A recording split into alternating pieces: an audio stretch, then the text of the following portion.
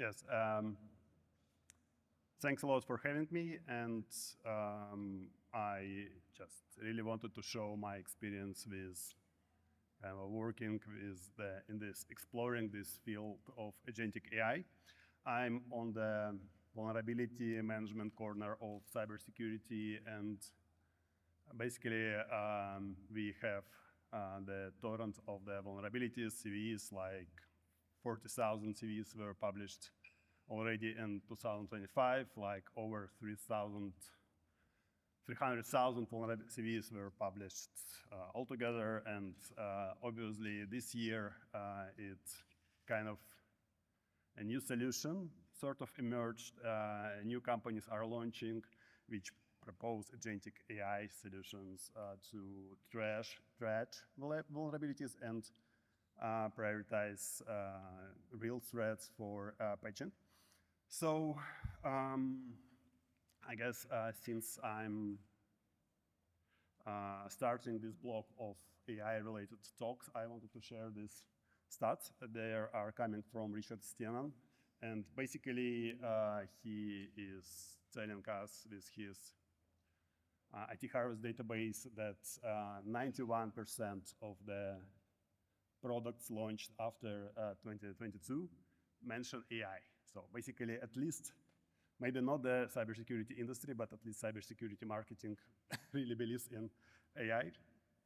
But I guess that adversaries believe in AI too, because this is from the Checkpoint blog post on Hack Strike from, I guess, August this year. So basically, this tells that people were automating the getting accesses for Citrix vulnerabilities, and this Hack Strike repository is on GitHub.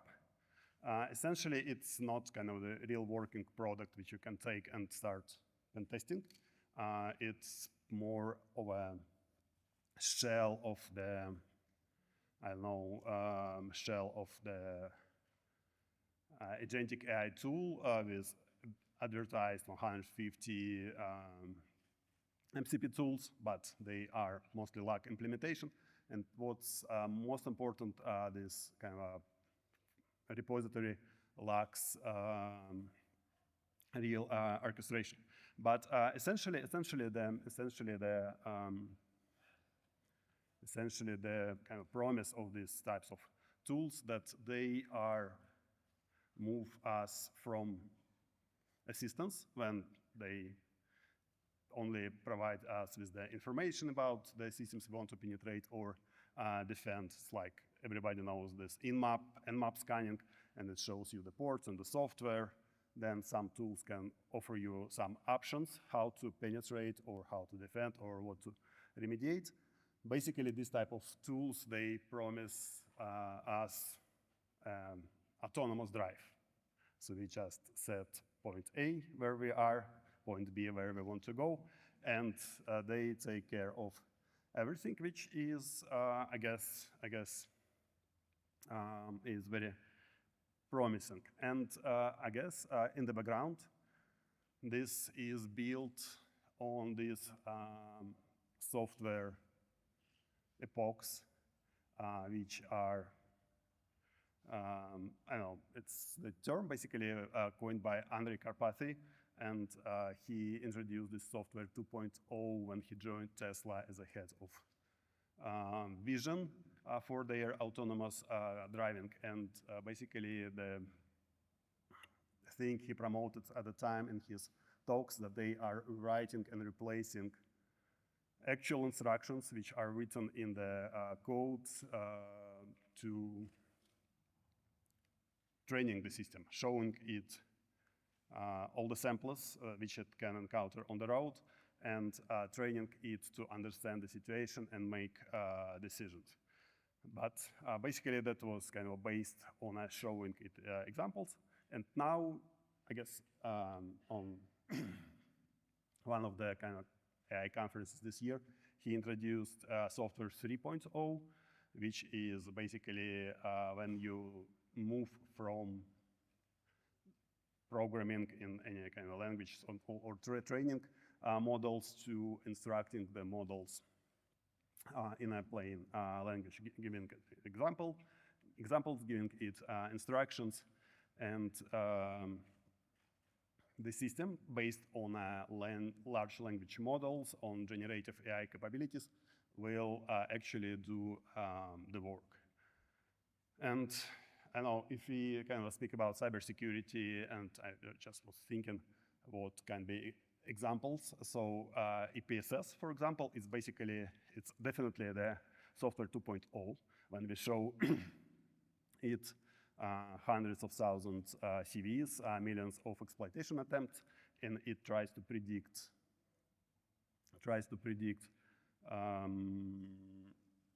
probability of exploitation in the next 30 days. And again, this new generation of the tools which started to emerge this year, they are based on Agentic AI, and under the hood, they use this 3.0 programming. And of course, there were a lot of metrics which we used to prioritize vulnerability remediation. But now, I guess we just need two buckets. We don't want this low, medium, high critical CVSS scores, or we don't want to try to realize what's the probability of exploitation. We want just two buckets, to fix or not to fix. So basically, all the tools which you see on the market now, they show you these funnels. They start with 100,000 vulnerabilities in your system, and they try to get to kind of a bunch of them which you actually need to fix because they show the real risk. And when you, start talk about any sort of machine learning system or AI system, you of course need to think about benchmarking. And probably the easiest way kind of to start think about it and try to use and see what can be done is, of course, the ChatGPT. You just launch the application, maybe you have subscription, maybe you don't. These tools offer you kind of something even for free. And of course, you can start writing something like analyze this CVE or find me recent exploited products of this vendor or whatever. The problem with these kind of tools, they are not specialized, they are super generic, and they are open-ended. So they don't focus on particular task you want to solve. They want to make you happy, and they just want you to keep talking to them and, I don't know, answer the questions the best they can. And you probably seen on the YouTube, or on the internet, these kind of super prompt guides, or people offering the guides, the prompt packs which solve your problems, or help you to automate your business. And basically, all this kind of prompt templates, super prompts, they are built in similar ways. You specify the tasks. You specify the steps you need to make to accomplish this task. You give it context, the sources it needs to look at. You kind of clarify how it needs to present results to you, in which form so they are usable for you. And you basically let this prompt run. But this is not super kind of useful in enterprise context. Of course, it's super fragile because models actually, this consumer products, they evolve all the time, and you can't be super rely on that they work all the time in the same way. So there's a new generation of kind of programming frameworks that try to orchestrate the things, and essentially they are trying to replicate this behavior of breaking the process into tasks, assigning agents to execute these tasks and orchestrate the execution. So CrewAI is one of them. I just kind of, for my project, for my exploration, I just took it because its description was kind of the closest to what I wanted, so to orchestrate the team of agents to execute the task in a manner that would be kind of similar to a team of people accomplishing the task. And basically, I built this kind of VM agent prototype or whatever. Its code is on GitHub. The link is on the right. And of course, if the slides are shared, you can get it and to play with it. So a little bit how the crews are on how the crews are set up. So basically, you have the agents, and you can think about the agents like people in your team. They have job roles. They have job descriptions, which basically describe how they what they need to do to accomplish the tasks and how they need to present the results. Agents have access to tools which they can use to accomplish their work, and a few other parameters which basically are internal. And yes, agents can delegate work to other agents. And if the process requires, they can ask their colleagues for help. And you build your process out of the tasks, which are particular steps to accomplish your process. And the task, of course, has a description, which is basically a prompt to LLM how to what it needs to do. The agent, you assign the task to an agent, and for specific tasks, you can also add some tools to work on it. And this is kind of all run by the process, by the CrewAI framework, which orchestrates the task's execution by the agents. So I tried to kind of present this project composition. It's like 2,500 of code lines, and almost 1,000 of those lines are just text. So basically, agent definitions is just a wall of text, wall of this kind of plain English, which programs the agents and the tasks in this software 3.0 manner.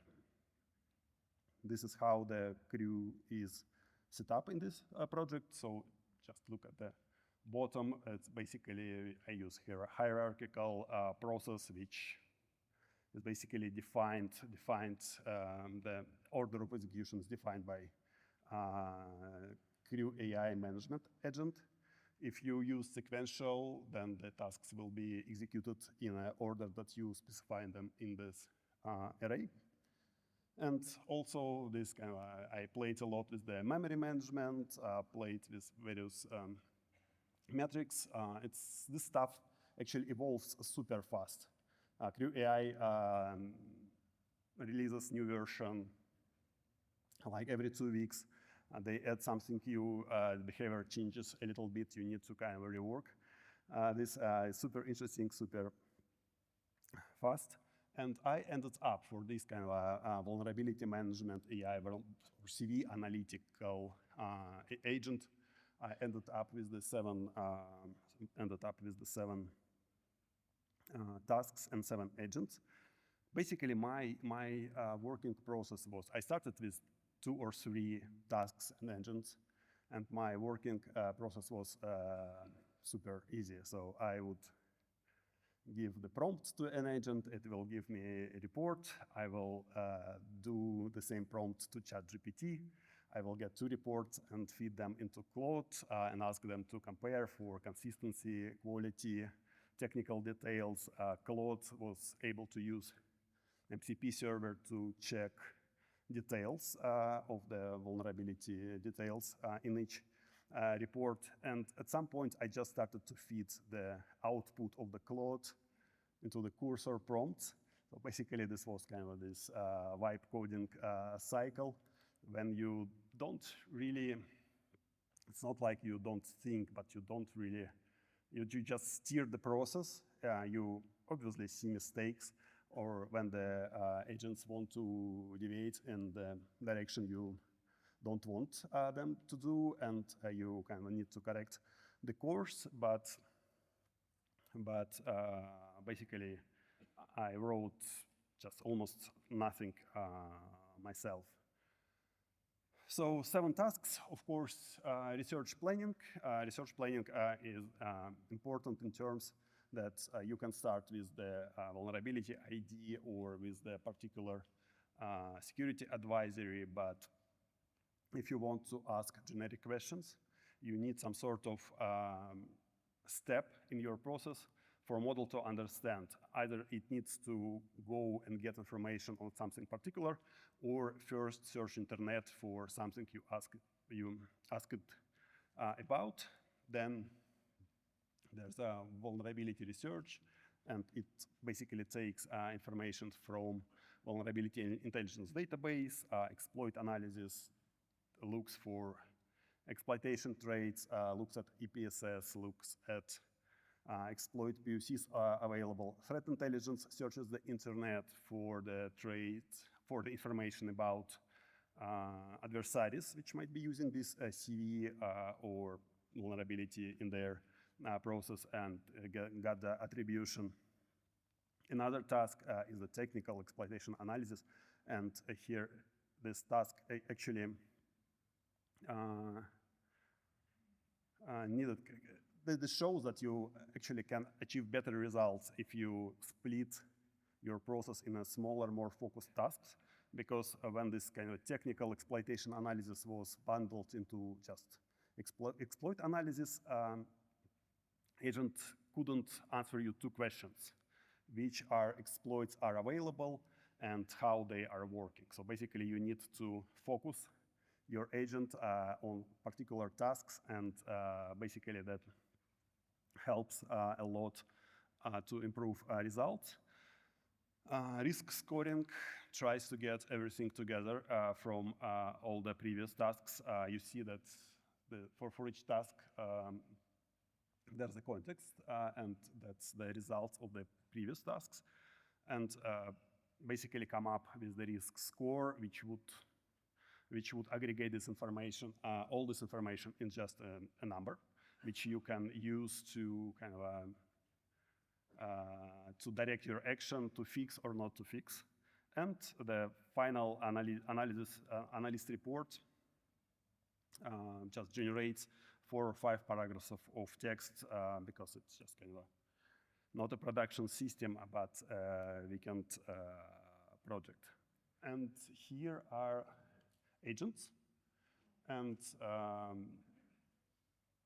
these are exactly their goals written in the text and tools they can use. And speaking about the tools,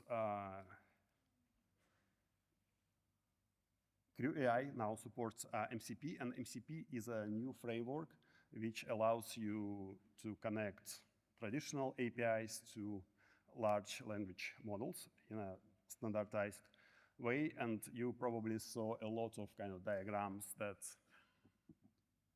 MCP takes all the requests together and spreads them into various APIs. But I think most of those diagrams, they don't appreciate one thing about MCP. So these kind of tools, resources, and prompts on a lower right part of the diagram, they actually the metadata which MCP server can advertise, and the client, the MCP client, through the MCP server can actually understand which tools MCP server can provide and how to use it. And this is super, super powerful, I think, because at some point I ended with 2 MCP servers, which provides the same information from Vulners database, but they structured completely differently. So they have different tools descriptions, But my agent, it can work with either of these MCP servers without any changes. So I actually try to do it super generic in terms that it only looks for particular metrics. It doesn't depend on tool names, tool descriptions. It only needs to understand what tool can return back. And that creates a super kind of flexible integration layer because everything is exchanged as a text or as a JSON, which is also a text, but structured. And this I don't know, opens a lot of possibilities to kind of flexibly connect your system to the data it needs. And of course, my server only works with the vulnerability intelligence, but I easily now can imagine that it can work with various MCP servers to get internal context for vulnerability remediation. And basically, it just needs to know which MCP servers it can access, which tools they have, which information they can provide, and then it can decide what it needs to make a decision about the vulnerability risk in a particular environment. So I guess here a bunch of examples. Well, the text is super readable. I'm super happy about it. I wasn't sure. You don't need to read it. It's the output of the agent. It's of course not kind of a it returns all the time a little bit differently structured report because it's a kind of a generative model, but you definitely can structure the output.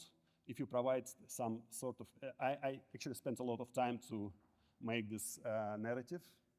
If you give it structure, it loves the structure a lot. It falls into structures just instantly. And you see that basically it returns all the, I highlighted in bold, all the bits and pieces of vulnerability intelligence that it got from the MCP server and collected. Also, there's a risk calculation. And another thing is, another example, this vulnerability is in Apple Safari. And basically, CVE, they include only, because they are published by Apple, they only include a list of Apple vulnerable affected Apple products. But because the Safari is based on WebKit and WebKit is used by various Linux distributions, they also get affected. So here on the top, you see that because this agent has access to vulnerability intelligence database, it can correctly indicate that also some versions of Linux are affected. And here is just example of how this vulnerability is handled by this CVE is handled by ChatGPT. It just shows the Apple products, and on the right you see that it's super verbose. This structure is all the time different, and basically it just tries to be as helpful as it can be. Another example is public but not public CVE, the CVE ID which was mentioned by, in this case, various exploits, but this CVE hasn't been released yet. And again, this is the output of the agent. You can see that it correctly showed that there are evidence of the CVE being present, and also was able to extract the information from them. This advisor did this exploit POCs about what product this CVE might be about, but this CVE is not on the CVE list and not in the NVD. And of course, the risk score was calculated with a huge uncertainty.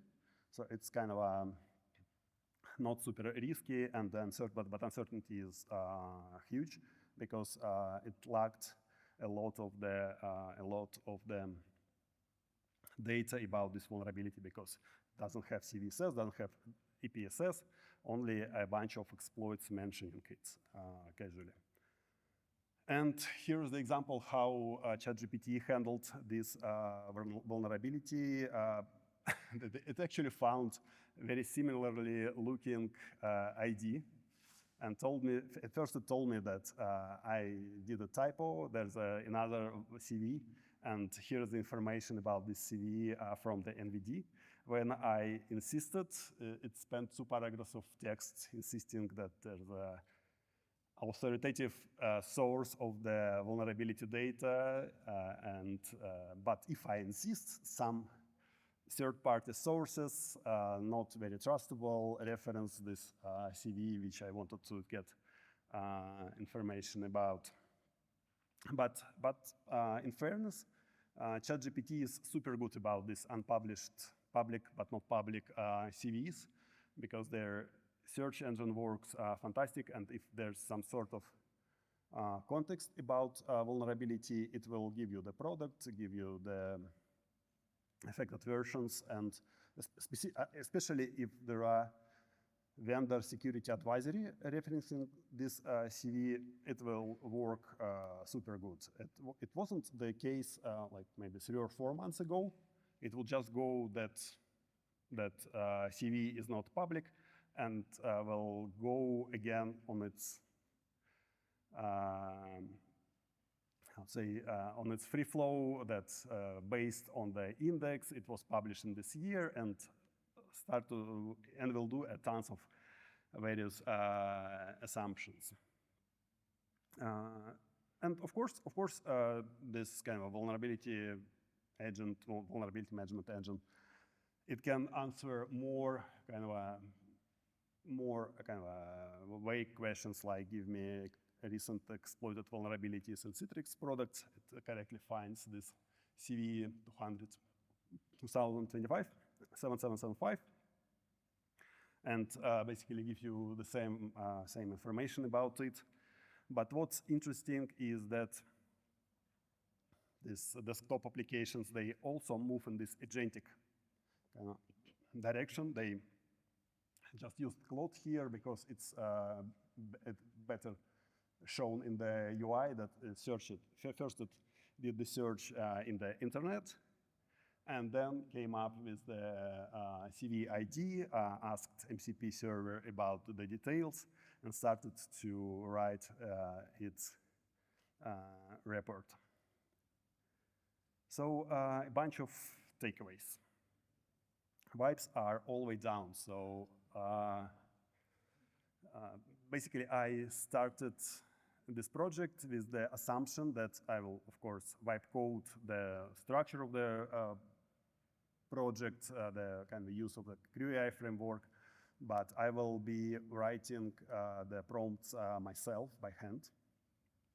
And I established a very kind of elaborate logging system. So I actually wanted to capture all the prompts, all the results, all the execution tree, to see how my prompt changes are helping. That kind of turned out to be super useful, but I didn't write a single line of this prompt because, of course, Cursor writes all the prompts much faster and much more elaborate than I would do. But still, this logging system I used turned out to be super useful because you can just copy-paste this kind of blocks of these logs into the Cursor prompt and say, okay, here's the problem, you fix it, and it would kind of come up with the fixes. And again, this, because it's a lot of text, it's a little bit hard to control. Typically, when it needed to solve something, it would make changes at least in 2 places, like task description and the agent job description. Sometimes it would collect, also affect the planning task. But again, so vibe coding is a thing, and it worked flawlessly. And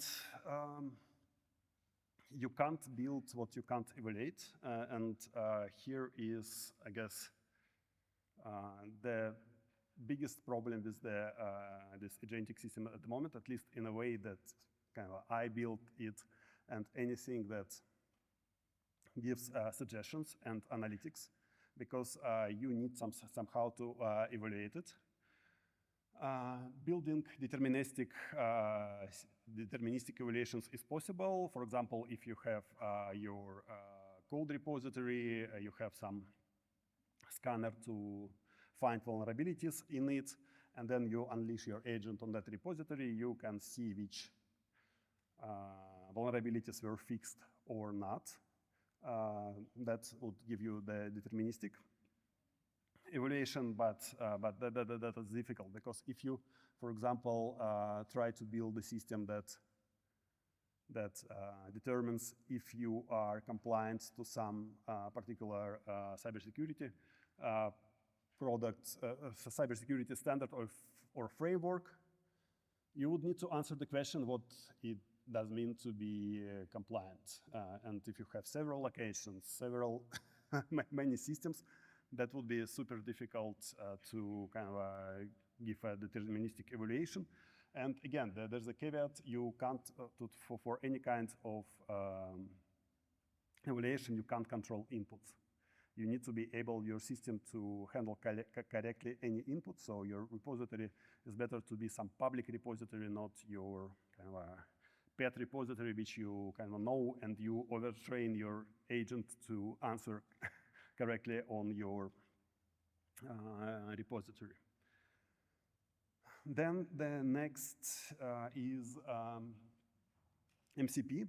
So this is from the Andreessen Horowitz article from the March this year, and they basically outlined the MCP markets map. I haven't seen actually it updated. Now everybody writes Agentic AI market maps, but some people think that MCP is a new thing that will kind of, in a way, maybe it will get rebranded or will evolve in different standard. But this way will be the primary way to access APIs in the future. So basically, you want to make your data, your APIs, accessible and workable for large language models or whatever will come next. And this, of course, creates just a ton of new application security issues, and probably a few companies will be built around it. And this kind of MCP ecosystems definitely evolves. I weren't able to find just a nice slide-friendly map of MCP ecosystem, but it definitely grew much more than it used to be in March 2025. The more data you give to the model to decide, the better.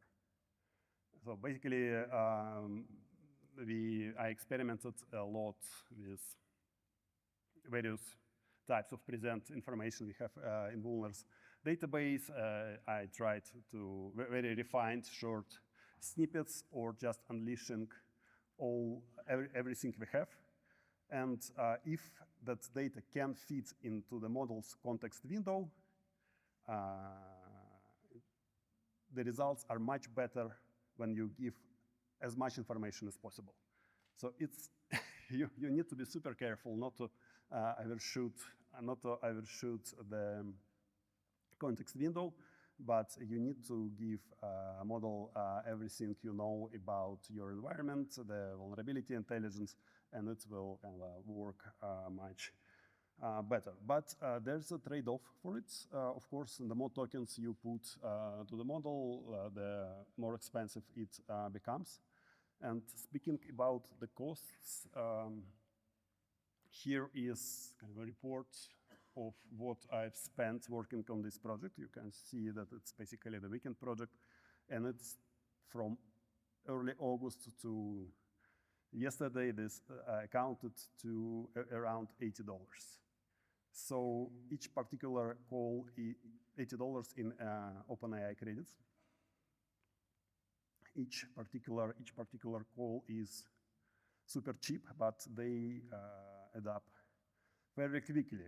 So $80 probably it's not that much over 3 or 4 months, but I was actually a little bit surprised that it cost me that much just playing with the models essentially. So that's pretty much it. What I want to add, follow the white rabbit, and it's much better, much more fun, and I know, much more enlightening to tinker with the code than read all the possible reports or watch YouTube videos. It's definitely, with vibe coding, it's super easy to be a programmer now, at least if your code is not goes into production. And I know, here is the link to the repository, and you can find me on LinkedIn, and I guess we still have some time.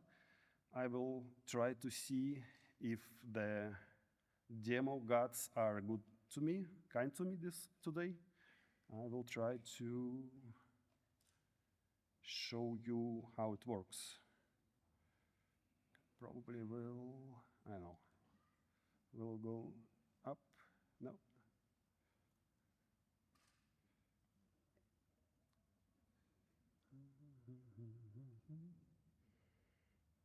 No. How do I, okay, here's my mouse. How do I move? How do I move? I'm lost. I'm lost because I can't output this. Oh, here it is. Okay, fantastic. Okay, let's do it. Let's select some prompt. Basically, I just have these 3 prompts. If you understand, you probably understand that these are 3 ways to ask the same question. So let's just kind of try to see if it works. Yeah, it started to work. So basically, here you see all the prompts that are flowing inside the model. Here is the execution tree, and it starts to kind of think what it needs to do. What else? Yes, it starts to research its kind of a strategy, how to answer the question about this CVE. It's already kind of, you see this context of the model because it's already the CVE ID is inside it. And this will take 3 or 4 minutes. It's kind of, again, it's called the tool, get the call tool output, and it starts to process it. And it also works with the memory, and it tries to find the memory, in the memory, the patterns it already saw, and the entities it already processed. And basically, that's pretty much it. I can take questions while it's working. So machine needs to work. Like that.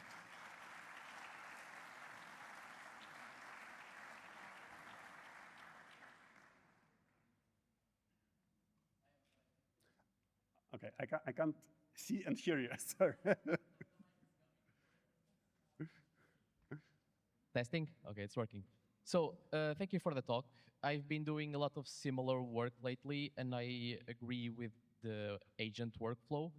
What I've also saw is every time you try to do this in a cybersecurity environment, for the AI, everything becomes critical, even though it probably isn't. So what I'm asking is, have you seen any cases of an early false positive or hallucination in your early agents that causes major false positive in the final report? And also, if you only use this debug output as your observability tool, or if you have a separate observability tool to analyze the reasoning chain? Well, hallucination is a problem, of course, because it's probably at least 30% of the prompts are anti-hallucination rules. And it's super simple agent, which is obviously doesn't work in a critical environment. And you need to strive the model from kind of hitting all the familiar places. It can make a lot of assumptions based on its training on the data it's seen, and you need to strive it to work with the data to stay in the context, and you often kind of need to kind of tweak the the model the agent uses, kind of working with its temperature to kind of for report you put it higher, for data analysis lower, so kind of this stuff. And what was the second question? Sorry. If you have any particular observability tool to analyze the reasoning chain? No, it's just a weekend project and nothing serious. Okay, thank you.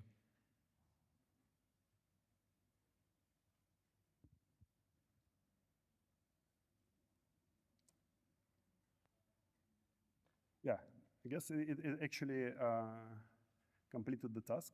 So basically here you can see it.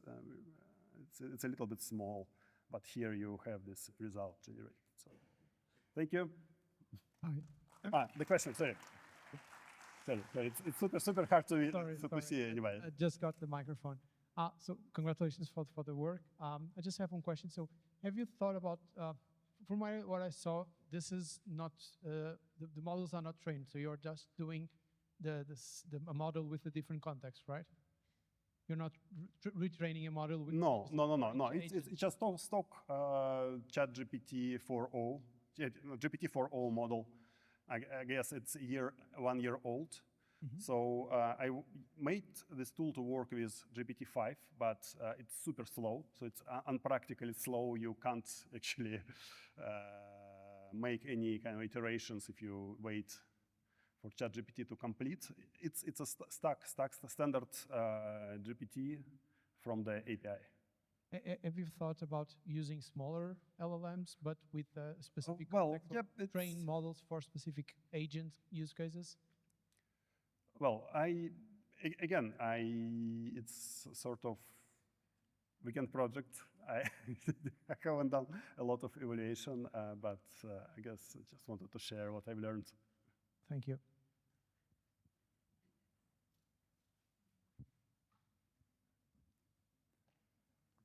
Okay. Thank you.